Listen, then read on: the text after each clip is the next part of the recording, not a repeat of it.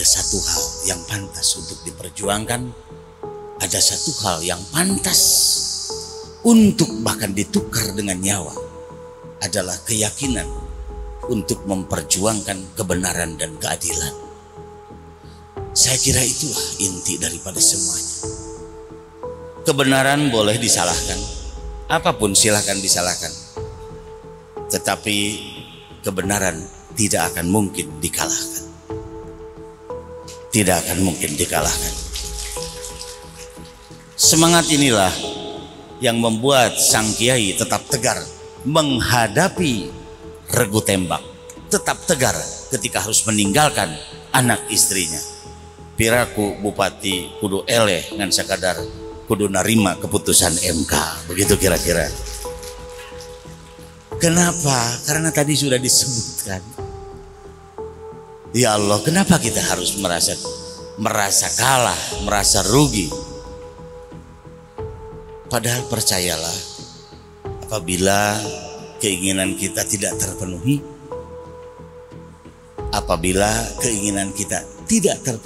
percayalah, Allah punya rencana yang insya Allah dan mudah-mudahan lebih baik daripada itu.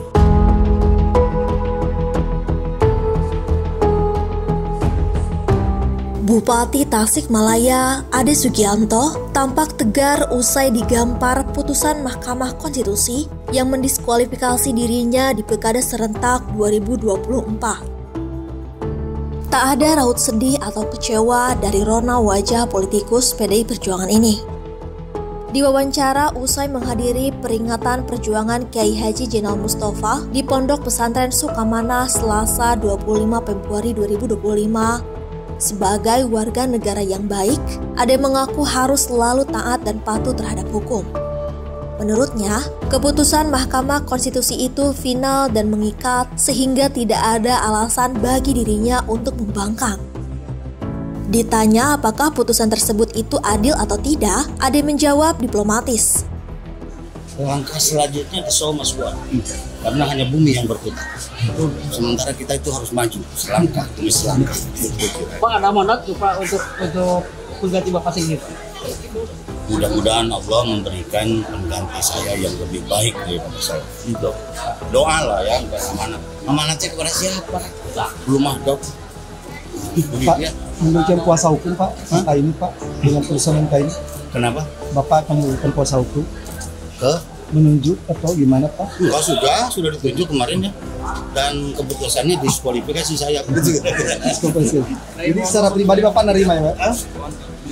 Enggak lah, harus menerima lah, karena kita orang beragama, takdir Allah sudah dibuat sebelum kita lahir. Aturun Pak. Oke. Ada isu. Kemenangan Ade Sugianto di Pilkada Kabupaten Tasikmalaya 2024 dibatalkan Mahkamah Konstitusi dalam sidang pleno yang digelar pada 24 Februari 2025. Majelis Hakim mendiskualifikasi Ade lantaran dinilai sudah menjabat bupati selama 2 periode. Keputusan tersebut muncul setelah pasangan calon bupati wakil bupati Tasikmalaya nomor urut 2, Cecep Nurul Yakin Asep Sopari Al-Ayubi mempersoalkan masa jabatan Ade Sugianto selaku bupati. Mereka menilai Ade telah 2 periode menjabat Bupati Tasikmalaya sehingga tidak berhak ikut lagi Pilkada 2024. Kubu Cecep Asep menjelaskan, periode pertama Ade dijabat sejak 5 September 2018 sampai 26 April 2021. Adapun periode kedua mulai 2021 hingga sekarang. Hal itu dibantah kuasa hukum KPU Kabupaten Tasikmalaya Ali Nurdin. Menurutnya, Ade Sugianto baru menjabat Bupati Tasikmalaya sejak dilantik pada 3 Desember 2018 sampai 23 Maret 2021 atau selama 2 tahun 3 bulan 20 hari. Ali menegaskan, pihaknya berpijak pada peraturan KPU nomor 8 tahun 2024 yang diantaranya mengatur soal persyaratan calon kepala daerah. Dalam pasal 19 huruf E ditegaskan, penghitungan masa jabatan dilakukan sejak pelantikan. Namun, Mahkamah Konstitusi punya tafsir berbeda. Majelis Hakim menilai seseorang sudah dihitung menjabat sebagai kepala daerah sejak secara real menjalankan tugas menggantikan, bukan sejak pelantikan. Lantaran tafsir itu, Mahkamah Konstitusi mendiskualifikasi Ade Sugianto sebagai peserta pilkada.